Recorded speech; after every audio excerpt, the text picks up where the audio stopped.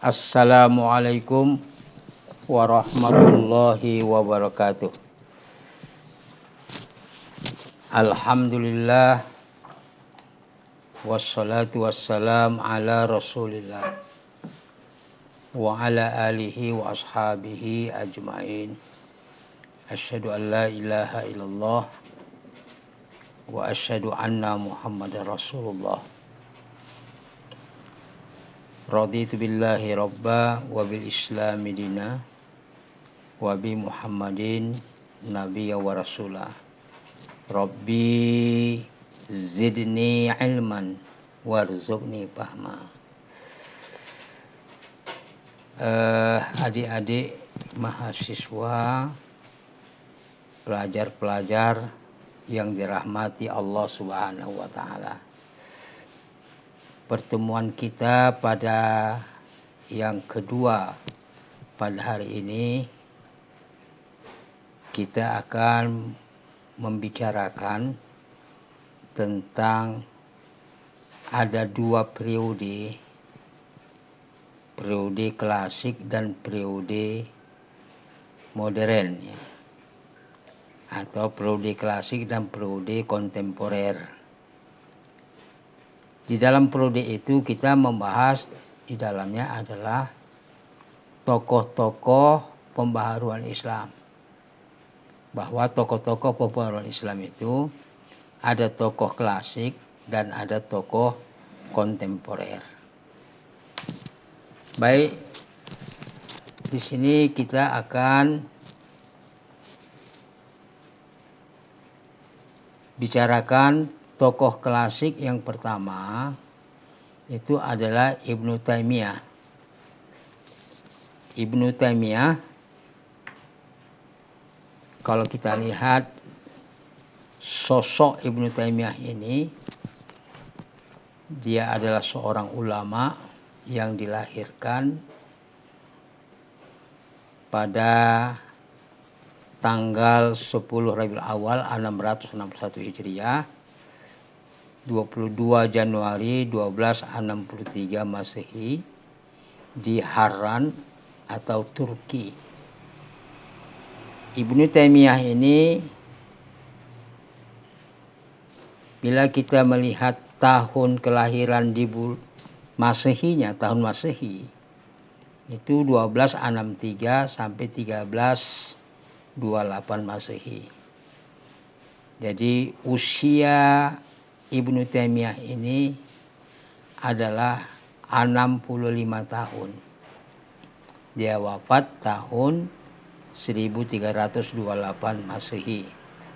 Jadi usianya adalah 65 tahun. Kita lihat dia adalah berasal dari keluarga cendekiawan. Cendekiawan itu orang-orang yang cerdas, orang-orang yang pintar, orang-orang yang alim.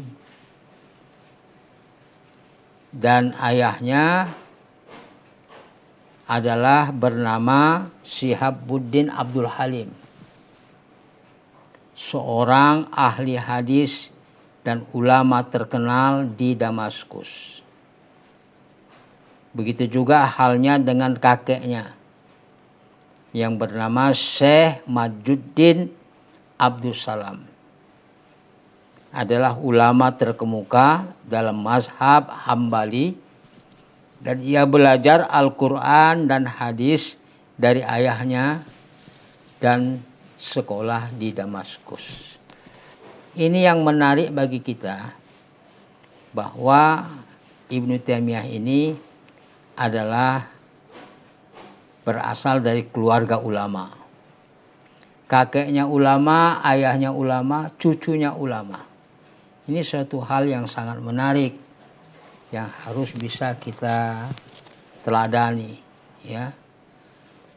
Dan dia belajar dengan ayahnya, belajar sama kakeknya, sehingga cucunya menjadi ulama. Inilah Ibnu Taimiyah yang bernama Taqiyuddin Abu Abbas. Nah, kemudian kita lihat pendidikan beliau, pendidikan Ibnu Taimiyah ini usia 5 tahun saja dia dibawa hijrah ke Syria. Pada waktu itu karena Baghdad pada saat itu dihancurkan oleh bangsa Tartar yang dipimpin oleh Jenderal Hulagu Khan dari dinasti Mongolia. Kemudian usia 10 tahun Ibnu Taimiyah itu belajar kitab-kitab hadis. Ya, usia 10 tahun dapat kita bayangkan ya, SD kelas 3 ya. Kalau anak kita sekarang belajar kitab-kitab hadis. Kemudian 10 tahun dia hafal Quran. Nah, ini kan hebat ini. Hafal Quran. Ilmu hitung. Belajar ilmu hitung. Dan dia pintar berhitung, cerdas. Ilmu kalam dan filsafat. Kemudian kita lihat lagi pendidikan beliau usia 30 tahun. Dia sudah menjadi ulama besar. Jadi kalau sudah ulama besar itu dia berarti sudah memahami ilmu-ilmu keislaman yang luas. Ya, dia sudah belajar bahasa Arab, fikih, usul fikih, sudah menguasai tafsir, pelajaran-pelajaran yang keislaman itu, sehingga dia memiliki ilmu-ilmu itu, sehingga dia menjadi ulama besar. Dan dia memegang kuat ajaran salaf. Jadi salaf ini itu adalah ajaran-ajaran orang-orang yang terdahulu. Orang-orang yang terdahulu itu setelah wafat Nabi Muhammad SAW. Jadi ajaran Islam pada ajaran salaf itu, ajaran Islam itu sudah selesai pada waktu Muhammad SAW dan juga para sahabatnya, ya, itu sudah selesai. Meninggal Nabi, wafat Nabi dilanjutkan oleh sahabatnya. Sahabat-sahabat Nabi ini dia meneruskan ajaran yang dibawa oleh Nabi Muhammad SAW. Jadi tidak dibolehkan adanya inovasi, tambahan-tambahan, ya, atau tidak ada pengurangan-pengurangan dalam syariat Islam itu. Ya, sekalipun dia itu ada pengaruh. Apakah itu pengaruh adat istiadat atau pengaruh budaya. Jadi ajaran Islam, ajaran salaf itu kalau kita lihat yang dibawa oleh para sahabat. Para sahabat. Setelah sahabat berikutnya tabi'in. Karena sahabat ini punya murid, muridnya tabi'in. Kemudian tabi'in juga punya murid. Maka itu disebut dengan tabi'ut tabi'in. Jadi batas waktu itu selama 300 tahun. Ya, 300 tahun Hijriah.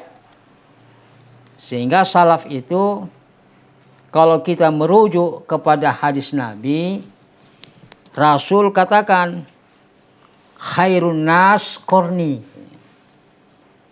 Ya, sebaik-baik manusia adalah masaku. Jadi pada masa Rasulullah itu, ya, itu sebaik-baik, ya, sebaik-baik manusia. Ya. Kemudian siapa lagi? Summallazi yalunahum. Setelah periode Nabi diikuti oleh sahabat-sahabatnya, kemudian diikuti oleh tabi'in. Sampai 3 kali Nabi katakan, summa yalunahum, summal lazina yalunahum, summal lazina yalunahum. Jadi summal lazina yalunahum ini adalah tabi'ut tabi'in. Masa sahabat dilanjutkan tabi'in, kemudian dilanjutkan tabi'ut tabi'in. Inilah yang dikatakan ajaran salaf itu. Jadi ajaran salaf ini adalah ajaran yang dibawa oleh Nabi Muhammad SAW, dilanjutkan oleh sahabat, kemudian dilanjutkan oleh tabi'in, dilanjutkan oleh tabi'ut tabi'in. Inilah namanya salaf. Nah, ini harus kita pahami. Ini maksud dengan ajaran salaf itu. Jadi ada juga yang kita sebut lagi, yang lain yang kita dengar adalah salafi. Ya, salafi. Jadi salafi ini setelah habis masa 300 tahun. Habis masa 300 tahun, ya, maka lahirlah salafi. Yang mana mereka ini adalah orang-orang yang biasa. Ya, biasa. Dia bukan masa tabi'in, ya. Jadi setelah masa tabi'in, dia di bawah 300 tahun, dia menisbatkan pada kaum salaf. Jadi menyandarkan dia kepada kaum salaf. Juga mereka mempertahankan ajaran-ajaran salaf itu. Ini dikatakan salafi. Ya. Kemudian ada lagi yang kita sebut dengan salafiyah. Nah, salafiyah ini adalah terakhir itu salafiyah. Jadi ada yang salaf, ada yang salafi, ada yang salafiyah. Jadi kalau salafiyah itu terakhir adalah salafiyah.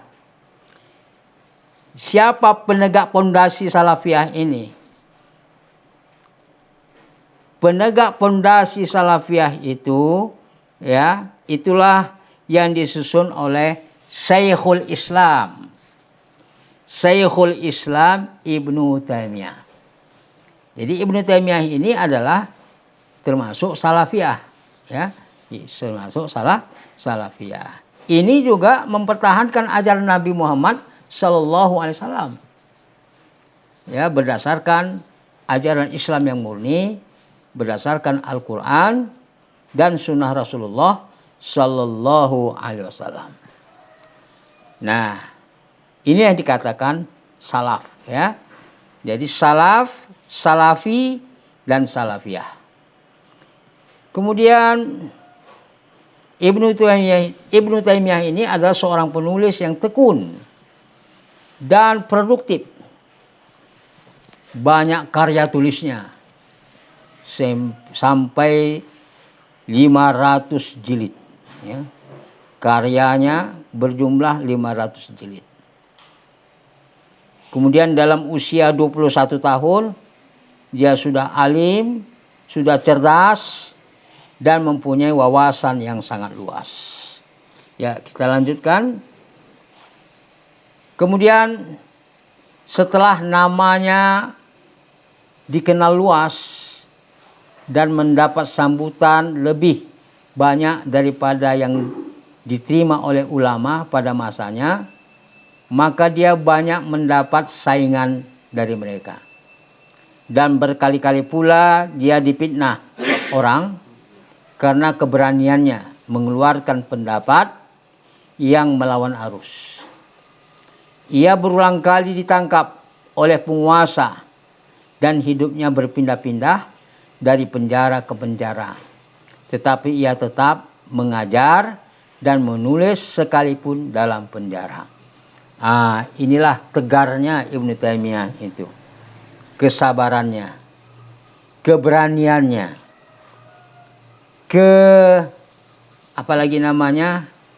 keistiqomahannya. Ya, nampak seorang ulama yang istiqomah, mempertahankan akidah tauhidnya.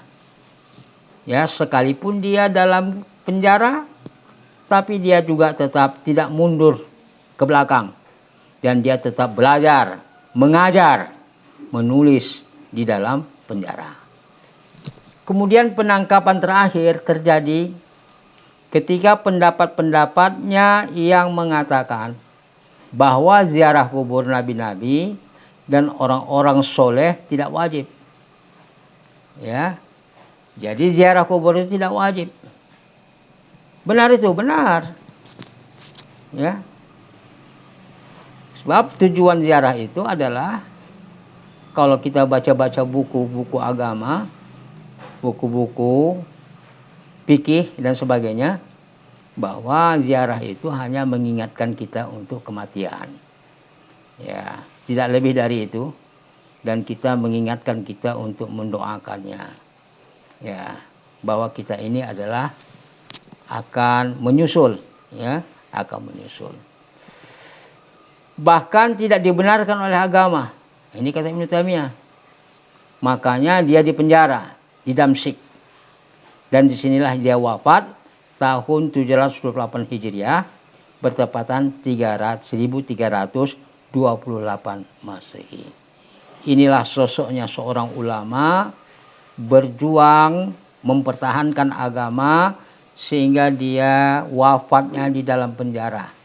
Masuk penjara, keluar penjara, masuk penjara, sakit, kemudian dia wafat di dalam penjara. Inilah Ibnu Taimiyah. Dia tetap mempertahankan akidah Islamnya. Kita lihat lagi, karangan-karangannya lebih dari 300 buah. Kebanyakan mengenai tafsir. Wah, tafsir ya. Fikih. Jadal. Jadalnya argumentasi. Ya, argumentasi, dalil-dalil yang dialektis. Termasuk juga jawaban pertanyaan. Ada perjawaban, ada pertanyaan. Ada pertanyaan, ada jawaban. Fatwa-fatwa yang disebut dengan fatawa atau fatwa. Serangan dan sanggahan ya terhadap aliran tasawuf dan filsafat. Nah, di sini perlu kita perhatikan corak pemikiran Ibnu Taimiyah itu apa. Nah, ini corak pemikirannya.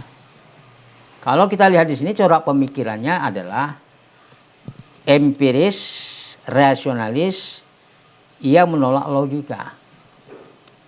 Jadi empiris itu adalah pengalaman-pengalaman indrawi. Ya. Dia mengakui kebenaran itu hanya ada dalam kenyataan. Dapat dilihat kenyataannya ini. Ya, bukan dalam pemikiran. Jadi berdasarkan pengalaman-pengalaman indrawi. Bentuk nyata, ya, dapat kita lihat, buktikan. Ini adalah apa? Empiris.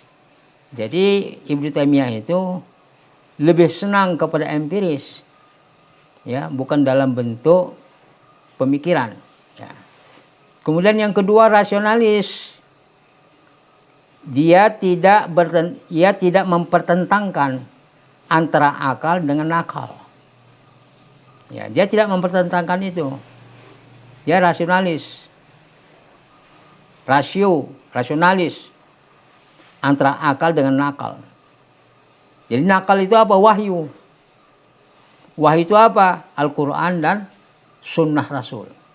Al-Quran dan sunnah. Sunnah yang bagaimana? Sunnah yang sahih. Arti yang diterima. Sunnah yang dapat diamalkan. Yang sahih. Yang benar. Jadi dia tidak mempertentangkan antara akal dan nakal. Kemudian dia menolak logika sebagai metode berpikir deduktif yang tidak dapat digunakan untuk mengkaji materi keislaman secara hakiki. Materi keislaman empiris hanya dapat diketahui melalui eksperimen dan pengamatan langsung. Jadi dia menolak logika, ya, metode-metode berpikir deduktif dia tolak. Dia lebih mengutamakan dia dapat menerima, ya, adalah melalui eksperimen, percobaan. Ya, karena eksperimen ini dicoba dan dapat dilihat secara langsung dan dapat diamati secara langsung. Nah, itu corak pemikirannya. Kemudian ini perlu lagi pembaharuannya. Bagaimana pembaharuan pemikiran Ibnu Taimiyah tentang pembaharuan? Pertama, sebagian besar aktivitas yang diarahkan untuk memurnikan paham tauhid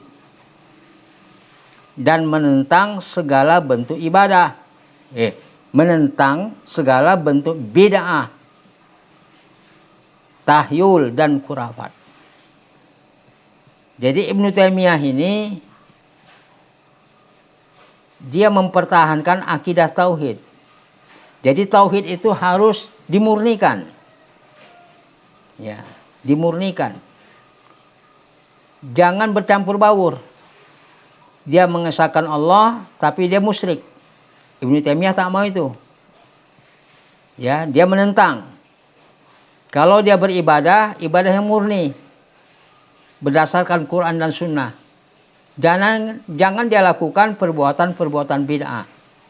Bid'ah itu adalah sesuatu amalan atau ibadah yang tidak sesuai dengan tuntunan syariat berdasarkan Al-Quran dan Sunnah Rasulullah Sallallahu Alaihi Wasallam. Kemudian bid'ah itu juga tudohis syariah. Apa itu tudohis syariah? Tudohis syariah itu adalah mirip dengan syariat. Dia mirip, tapi bukan syariat. Nah, kemudian bid'ah itu dilakukan secara berlebih-lebihan untuk mendapatkan pahala yang besar dari Allah Subhanahu wa taala. Padahal dia bukan syariat, tapi dilakukan secara berlebih-lebihan. Dilakukan berulang-ulang sehingga dia mendapatkan pahala yang lebih besar. Ini Ibnu Taimiyah tak mau itu. Ya. Jadi Islam itu dalam mengajarkan ibadah atau tauhid, mengajarkan ibadah atau amalan-amalan, dia harus melihat Quran, dia lihat hadis. Ya, kalau ada tuntunannya sesuai dengan sunnah Rasulullah, maka itu adalah amalan Islam yang murni. Jadi tidak ada kompromi di sana. Ya, tidak ada kompromi. Jadi dia mutlak bahwa amalan itu harus sesuai dengan Al-Quran dan Sunnah Rasulullah Sallallahu Alaihi Wasallam. Apabila dia bertentangan, maka dia adalah bid'ah. Kemudian tahyul. Tahyul ini adalah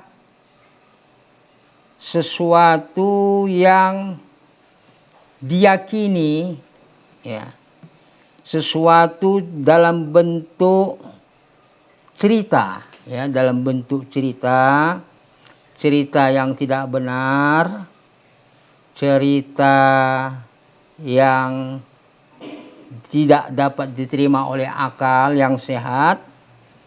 Lantas cerita itu diyakini kebenarannya, sehingga dia menjadi akidah Islam yang benar.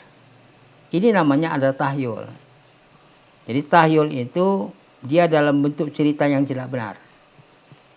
Cerita itu diceritakan bermacam-macam sehingga orang yakin, sehingga dia menjadi suatu akidah Islam yang benar. Padahal dia bukan akidah Islam yang benar. Nah, ini umpamanya contohnya, ya, seperti orang punya kepercayaan atau percaya yakin, ya, bahwa kalau orang yang ibu-ibu yang melahirkan meninggal dunia, lantas mereka punya pemahaman, ya, punya keyakinan bahwa ibu ini adalah apabila dia meninggal karena melahirkan anak, maka dia nanti menjadi kuntilanak. Ini cerita ini dalam bentuk cerita ini. Dalam bentuk cerita. Ini saya tamsilkan seperti itu. Padahal ibu-ibu yang melahirkan itu Allah memberikan rahmat kepada mereka. Rahmat diberikan Allah itu adalah calon syuhada. Mereka adalah mati syahid. Ya, nah, ini yang seperti ini bertolak belakang, ya, bertolak belakang dari Al-Quran dan Sunnah Rasul. Jadi tahyul ini dalam bentuk cerita yang tidak benar, cerita yang tidak masuk akal, sehingga dia menjadi suatu akidah Islam yang benar dan diyakini kebenarannya. Ini dilarang dalam Islam. Nah, kemudian satu lagi khurafat. Khurafat ini dia tidak dalam bentuk cerita. Beda dengan tahyul. Kalau tahyul dalam bentuk cerita. Tapi kalau khurafat dia tidak dalam bentuk cerita. Dia dalam bentuk kepercayaan kepada yang gaib. Kepercayaan kepada yang gaib itu bertentangan dengan Al-Quran dan Sunnah. Jadi kalau begitu kita pahami dulu yang mana yang tidak bertentangan dengan Quran dan Sunnah. Kepercayaan yang gaib yang tidak bertentangan dengan Quran dan Sunnah itu lihat dalam Quran surah Al-Baqarah. Sifat-sifat mukmin itu di sana dijelaskan sebagai orang yang bertakwa itu alladzina yu'minuna bil ghaib. Mereka percaya, beriman kepada yang gaib. Yang gaib itu yang mana? Itulah yang disebut dalam rukun iman. Rukun iman yang 6. Percaya kepada Allah, percaya kepada malaikat, percaya kepada kitab-kitab, rasul-rasul, percaya kepada hari kiamat, percaya kepada qada dan qadar. Ya, kemudian percaya dengan yang gaib itu surga neraka, yakin kita. Percaya kepada siksa kubur, percaya kepada ruh ya yang diciptakan oleh Allah Subhanahu wa taala. Ini semuanya adalah alladzina yu'minuna bil ghaib. Jadi kalau dia percaya kepada selebih dari rukun iman yang 6 itu, maka perbuatan itu adalah khurafat. Perbuatannya khurafat. Contoh, kalau dia pindah rumah pakai syarat, ini khurafat ini. Ya, ini khurafat. Ya. Percaya kepada kuburan-kuburan orang soleh, diminta syafaatnya, bantuannya untuk disampaikan kepada Allah Subhanahu wa taala. Ini khurafat. Nah, banyak lagi contoh-contoh yang lain bahwa perbuatan-perbuatan khurafat ini adalah dalam bentuk kepercayaan yang bertentangan dengan Quran dan Sunnah. Tapi kalau bentuk kepercayaan kepada yang gaib yang tidak bertentangan dengan Quran dan Sunnah Rasul seperti rukun iman, ya, siksa kubur, surga neraka, itulah dia tidak khurafat. Tapi itu adalah dianjurkan umat Islam yang mukmin, yang muttaqin, mereka harus percaya kepada yang gaib. Ini membuktikan dia itu adalah mengimani Allah Subhanahu wa taala. Jadi kalau kita beribadah itu jangan dicampur baurkan. Ya, kalau dia sholat jangan ada di dalamnya bid'ah, tahyul dan khurafat. Dia harus murni akidahnya. Ya. Jadi akidah itu tauhid yang benar. Ya, adalah akidah salaf. Nah, tadi sudah kita singgung. Akidah salaf itu bagaimana? Akidah salaf itu adalah akidah yang dibawa oleh Rasulullah sallallahu alaihi wasallam. La ilaha illallah. Tidak ada Tuhan, tidak ada ilah selain Allah. Tidak ada Tuhan yang berhak disembah illallah kecuali Allah Subhanahu wa taala. Jadi akidah salaf ya yang bersumber kepada teks Al-Qur'an dan hadis. Bukan diambil dari dalil-dalil rasional dan filosofis. Jadi kita merujuk akidah salaf itu merujuk kepada Al-Qur'an dan hadis. Kalau dia bertentangan, dia tolak. Ya. Kalau bertentangan dengan Quran dan hadis, dia tolak. Ini adalah pembaharuan yang disampaikan oleh Ibnu Taimiyah. Kemudian yang kedua, menggalakkan umat Islam agar bergairah kembali menggali ajaran-ajaran Al-Quran dan hadis, serta mendorong mereka melakukan ijtihad dalam menafsirkan ajaran-ajaran agama. Jadi yang kedua ini Ibnu Taimiyah memberikan motivasi, dorongan agar umat Islam itu semangat, jangan loyo, harus bergerak, bergairah. Ya, dia kaji, dia baca Quran, dia baca hadis, pahami hadis, pahami Al-Quran, ya, untuk melakukan ijtihad.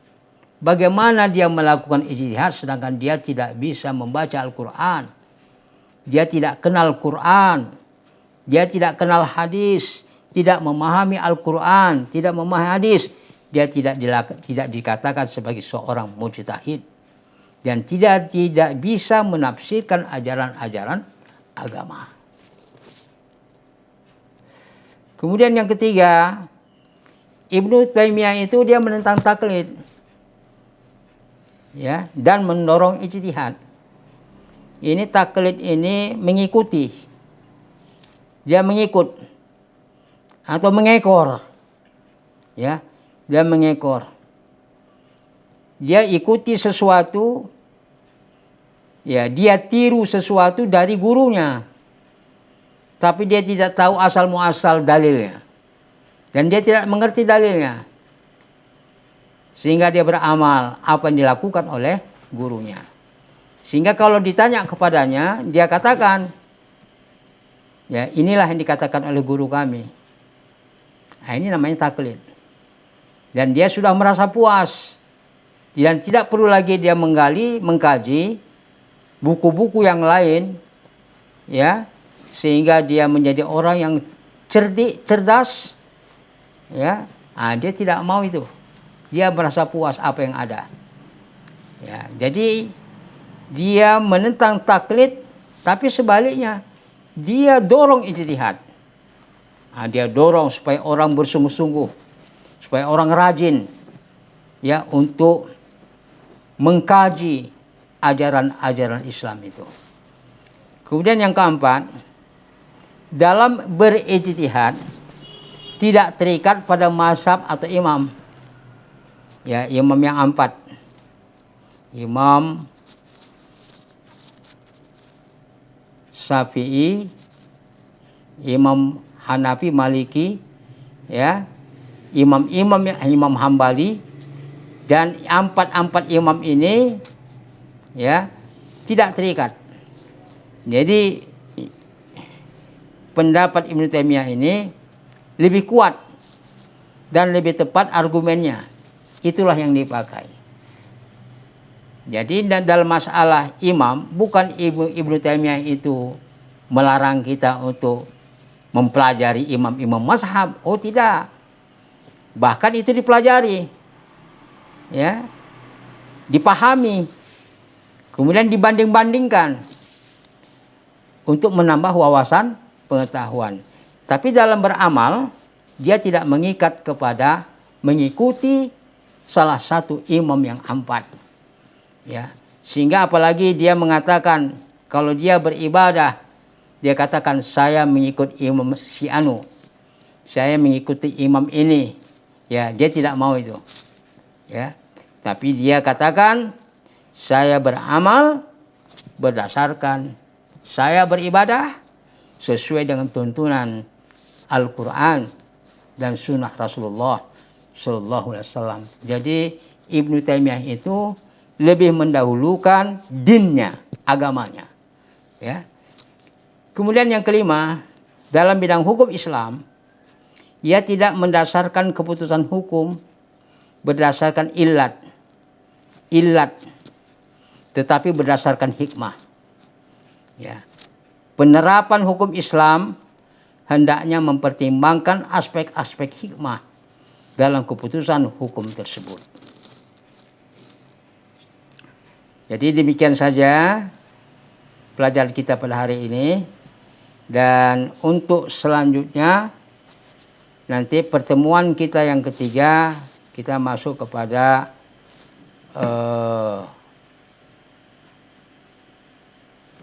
pemikiran Muhammad bin Abdul Wahab, ya, pemikiran Muhammad bin Abdul Wahab.